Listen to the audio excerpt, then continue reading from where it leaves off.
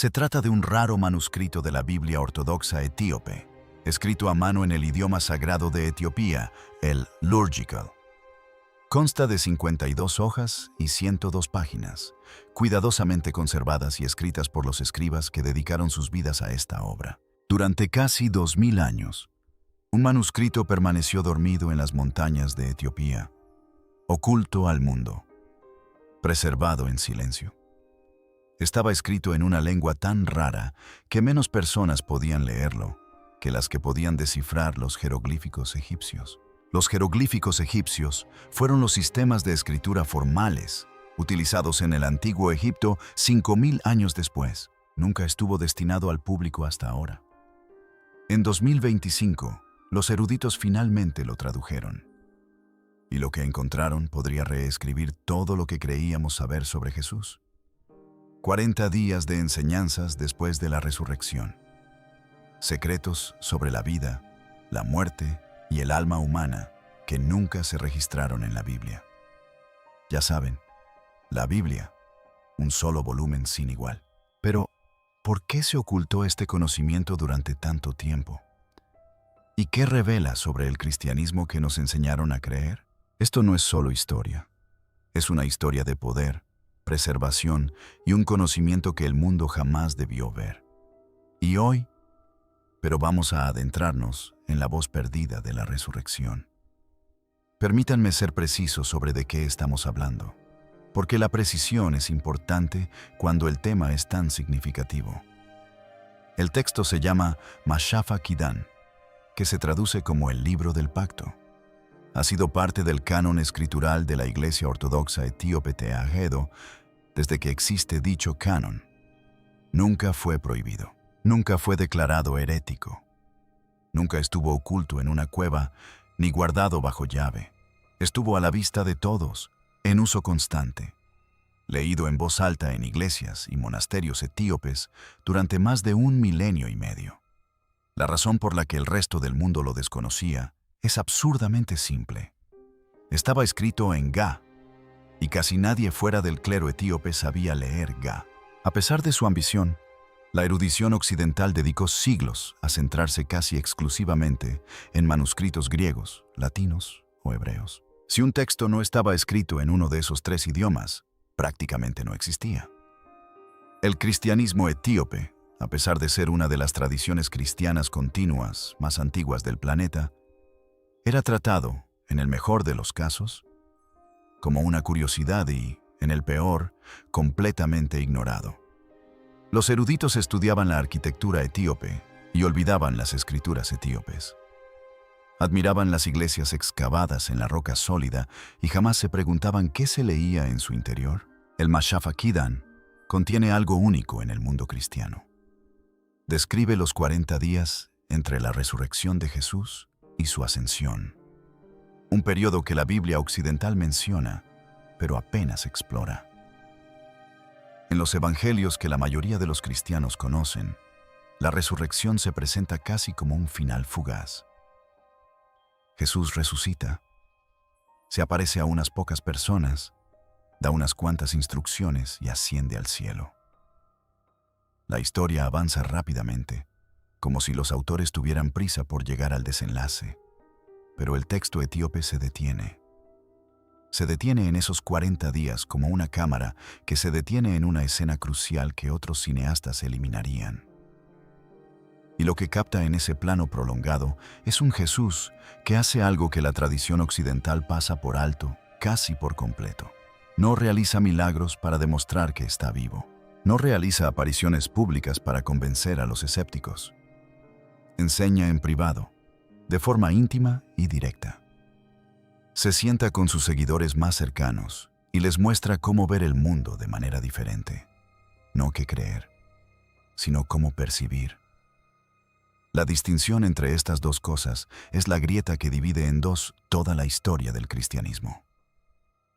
Y las enseñanzas del Mashafa Kidan no son argumentos teológicos, sino instrucciones espirituales. Jesús habla del silencio como una tecnología sagrada, no como la ausencia de sonido, sino como una práctica activa que abre un canal entre la mente humana y algo que el texto describe como la luz viviente.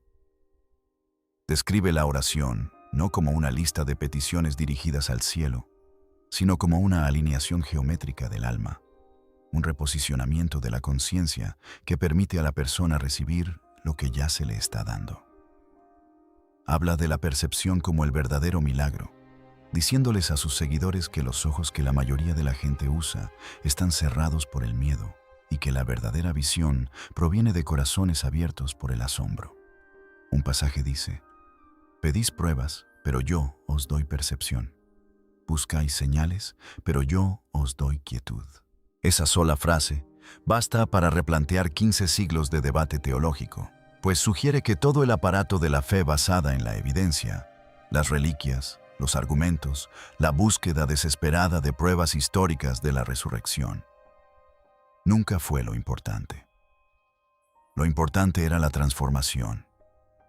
Lo importante era aprender a ver el imperio intocable. Para entender por qué este texto sobrevivió en Etiopía y en ningún otro lugar.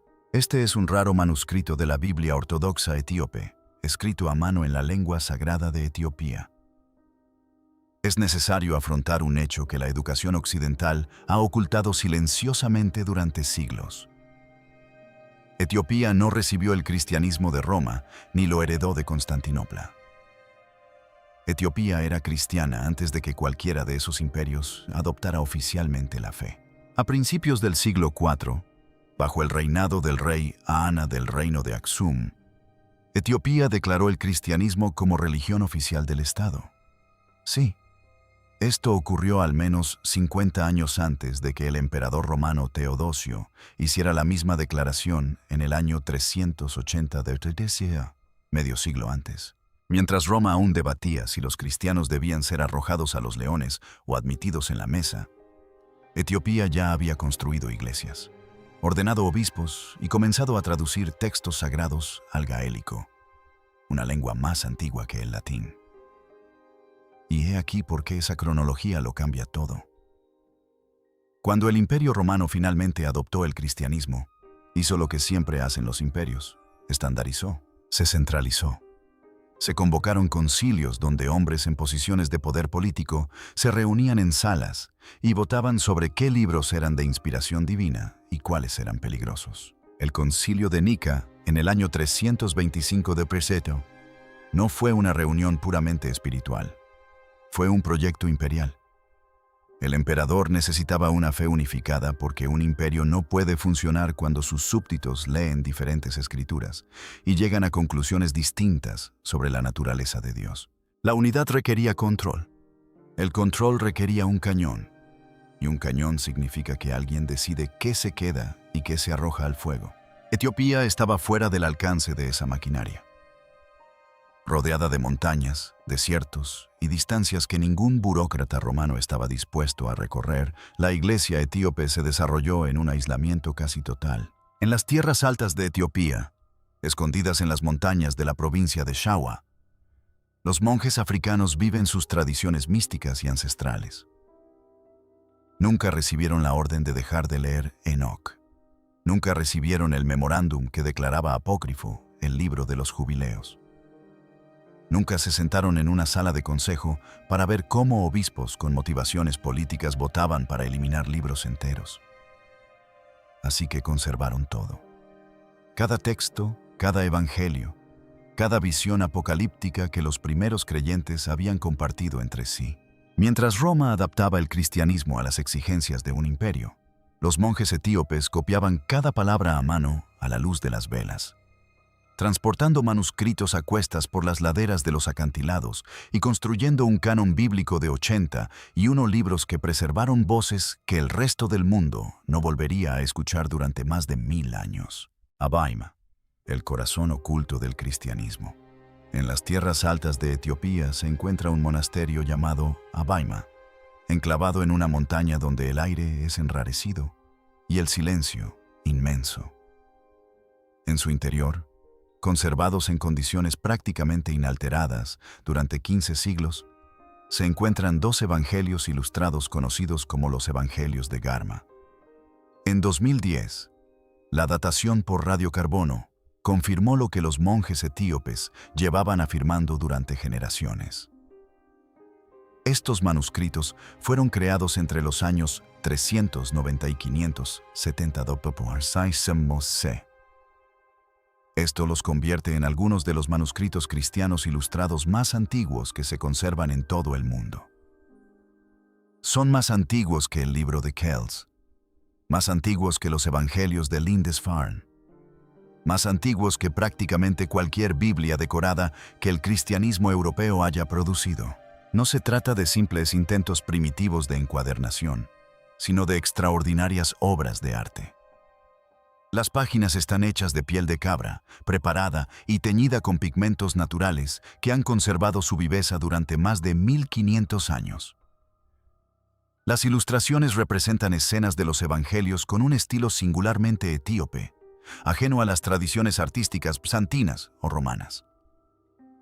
Las figuras poseen una franqueza y una intensidad espiritual que se perciben más como devoción visible que como mera decoración. Un monje de la tradición Gara escribió: «Dibujar es rezar con la mano lo que la boca no puede expresar». Estos libros no fueron creados para impresionar a los visitantes ni para ostentar riqueza.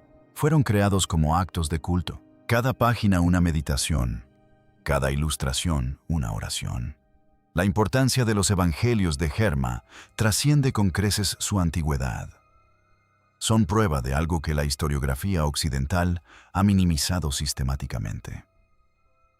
Mientras Europa entraba en el periodo conocido como la Edad Media, mientras el Imperio Romano de Occidente se derrumbaba y la alfabetización europea caía en picado, los cristianos etíopes producían manuscritos iluminados de una sofisticación extraordinaria. Contaban con un clero letrado, una tradición literaria consolidada, un vocabulario teológico en gaélico, capaz de expresar ideas complejas sobre la naturaleza de Dios y la estructura de la realidad, y una cultura artística que producía obras maestras de la narrativa visual. No se trataba de un puesto de avanzada periférico del cristianismo que luchaba por mantenerse al día con los centros de fe mediterráneos. Era una civilización paralela, plenamente formada, profundamente arraigada y, en muchos sentidos, más avanzada en la preservación del pensamiento cristiano primitivo que cualquier otra que se estuviera desarrollando en Europa en aquella época. La suposición de que el cristianismo se extendió de oeste a este, desde Roma hacia el resto del mundo, no solo es una simplificación excesiva, sino que es errónea. El cristianismo floreció en múltiples lugares simultáneamente, y uno de sus primeros y más vibrantes florecimientos tuvo lugar en las tierras altas de África Oriental para documentarlo en manuscritos que aún son legibles hoy. Los libros que Roma borró. Hablemos de qué fue lo que se eliminó realmente y por qué. Porque los detalles importan. El libro de Enoc, conocido en la tradición etíope como el primer Enoc, fue uno de los textos más leídos en el mundo antiguo. Fue citado directamente en el Nuevo Testamento. La Epístola de Judas, que está en todas las Biblias impresas, contiene una cita directa. Cita de Enoc. No es una paráfrasis ni una ilusión, sino una cita textual de un libro que la Iglesia occidental posteriormente consideraría no ser escritura sagrada. Enoc fue leído por los primeros cristianos. Fue citado por los padres de la Iglesia. Moldeó la imaginación apocalíptica que dio origen al libro del Apocalipsis y luego fue recortado. Las razones aducidas fueron teológicas. El libro era demasiado místico, demasiado visionario. Me preocupaba demasiado la mecánica interna del cielo y los movimientos de los seres celestiales. Pero la verdadera razón era estructural. Enoc describe una relación directa entre la humanidad y lo divino, que no requiere mediación institucional. Describe visiones que cualquier buscador devoto podría recibir. Describe un cosmos vivo con la presencia divina, accesible no a través de sacerdotes y rituales, sino mediante la devoción y la transformación interior. Para una institución que estaba construyendo su autoridad sobre la base de afirmar que solo ella poseía las claves de la salvación, esto era inaceptable. El libro de los Jubileos narra una historia similar. Retoma el relato del Génesis, pero incorpora un calendario sagrado y una estructura espiritual que enmarca toda la historia como un patrón divino. No se limita a afirmar que Dios creó el mundo, sino que describe cómo la arquitectura de la creación refleja un orden matemático y espiritual que los seres humanos pueden aprender a percibir. La celebración de los jubileos tuvo una profunda influencia tanto en el judaísmo primitivo como en el cristianismo primitivo. Cuando se descubrieron los rollos del Mar Muerto, se hallaron entre ellos múltiples copias del libro de los jubileos, lo que confirma que fue un texto central para al menos algunas comunidades judías en los siglos anteriores y posteriores a Jesús. Pero, al igual que el libro de Enoc, fue excluido del canon occidental. Demasiado complejo, demasiado místico, demasiado poderoso para los creyentes individuales que podrían llegar a pensar que podían comprender la estructura de lo divino sin necesidad de un intermediario que se la explicara. Etiopía conservó ambos libros no como lecturas complementarias, ni como documentos históricos interesantes, sino como escrituras fundamentales. La Iglesia Ortodoxa Etíope considera los libros de Enoc y Jubileos como parte de su Biblia canónica, con la misma autoridad que el Génesis o los Evangelios. Están integrados en el calendario litúrgico al que se hace referencia en los sermones estudiados por los monjes y se consideran tan esenciales para comprender la fe cristiana como cualquier texto del Nuevo Testamento. Los monjes que preservaron estos libros no eran rebeldes, no estaban haciendo ninguna declaración política. Simplemente nunca recibieron la orden de Roma de dejar de leer. Y como nunca dejaron de hacerlo, mantuvieron una versión del cristianismo que incluye voces que el resto del mundo no ha escuchado en más de 1000 años. Voces que hablan sobre la naturaleza del alma, la estructura del cielo, la mecánica de la oración, o la posibilidad de que cada ser humano lleve dentro de sí un fragmento de luz divina que espera ser reconocido. Estas no son ideas marginales, son las ideas más antiguas del cristianismo. Simplemente sobreviven en un solo lugar, la resurrección como transformación. Ahora volvemos a Mashafakidán, porque todo lo que hemos analizado, la nación olvidada, los evangelios antiguos, los libros descartados, nos lleva de vuelta a este único texto y a la pregunta que plantea. Una pregunta que la Iglesia occidental jamás se ha formulado seriamente. En la tradición occidental, la resurrección es un acontecimiento. Punto final. Sucedió un domingo por la mañana a las afueras de Jerusalén. Una piedra fue removida, una tumba quedó vacía, y el peso teológico de toda la fe cristiana reside en si uno cree o no que ese evento ocurrió. Si lo aceptas, te salvas. Si lo dudas, te pierdes. Ese es el marco. Ese es el trato. Y ha definido cómo miles de millones de personas entienden el momento más importante de su religión durante 1500 años. La tradición etíope no niega que haya ocurrido, pero plantea una cuestión que el marco occidental casi nunca aborda. ¿Qué efecto tuvo en quienes lo presenciaron? ¿Qué cambió en su interior? ¿Y qué estuvo enseñando Jesús durante esos 40 días antes de ascender? Porque claramente aún no había terminado.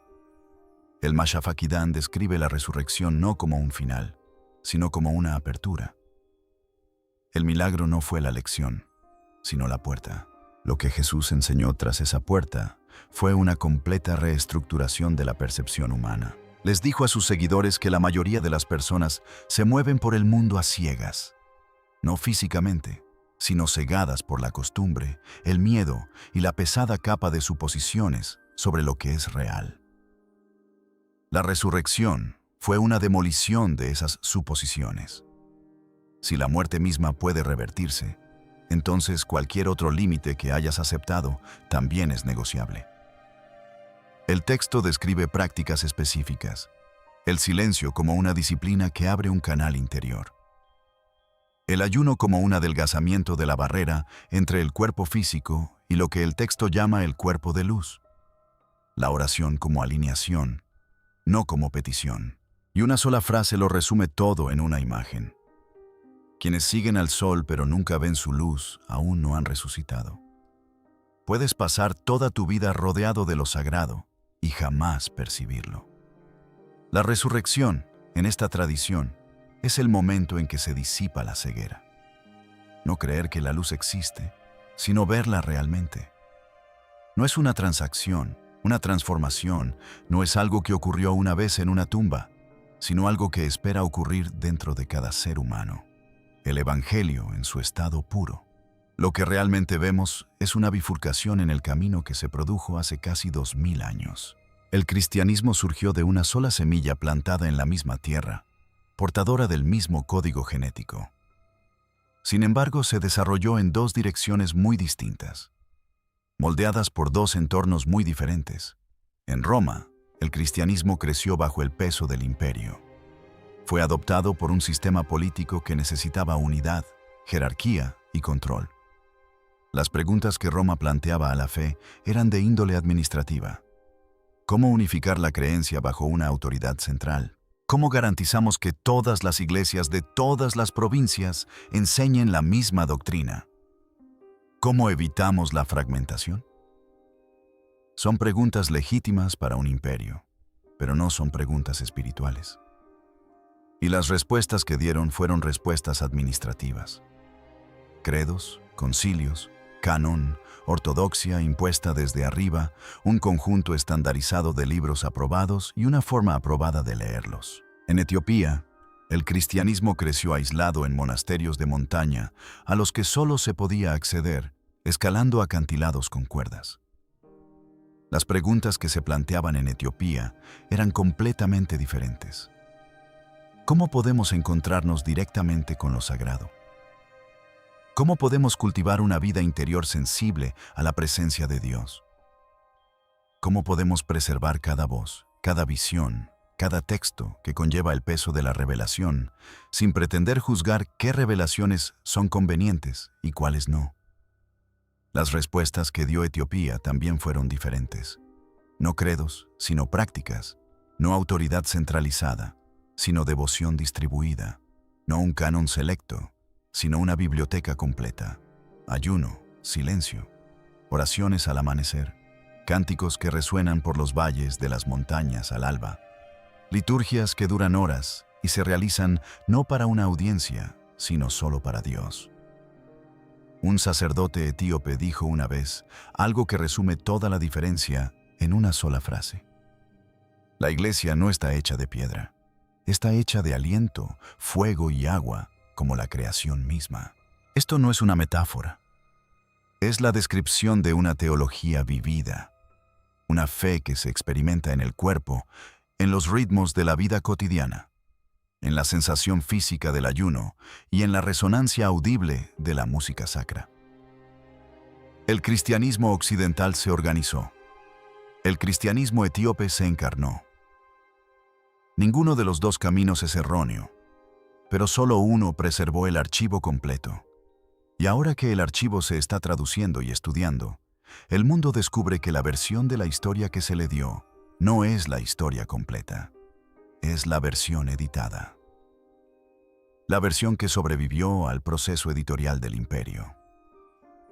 La versión original, sin editar ni filtrar, permaneció en las montañas todo el tiempo, custodiada por monjes que nunca dejaron de copiar. Nunca dejaron de leer y nunca dejaron de creer que algún día el resto del mundo estaría listo para escuchar lo que habían guardado. La Biblia secreta de Etiopía. Hay una razón por la que esto resuena tan profundamente en este momento histórico. En todo el mundo occidental, la gente está abandonando la religión organizada en cifras récord. La asistencia a la iglesia está disminuyendo. La confianza institucional se está desmoronando. Pero lo fascinante es que la mayoría de estas personas no se están convirtiendo en ateas. No están rechazando lo sagrado. Están rechazando el marco. Se están alejando de fórmulas, de doctrinas que se les dice que acepten sin cuestionar, de instituciones que exigen fe, pero no ofrecen experiencia. Buscan algo que no pueden nombrar, pero cuya ausencia sienten. Buscan profundidad, quieren encuentro, quieren transformación. No solo información. Y aquí, conservado en manuscritos de 1500 años de antigüedad, se encuentra precisamente lo que buscan. La tradición etíope ofrece prácticas, no solo preceptos. Ofrece silencio, ayuno, respiración sagrada, conexión con los ritmos naturales. Ofrece una visión de la fe que no se centra en lo que uno decide creer el domingo por la mañana, sino en cómo aprende a ver el resto de la semana. Ofrece un Jesús que no es una figura histórica sobre la que debatir, sino una presencia viva con la que encontrarse. Ofrece la resurrección no como una exigencia que requiera tu ascenso, sino como un llamado que requiere tu transformación. Como observó recientemente un teólogo, el futuro de la fe podría parecerse más al pasado de Etiopía. No rígida, no dogmática, sino rítmica, visionaria y profundamente arraigada. Una fe que no pregunta qué crees, sino cómo ves.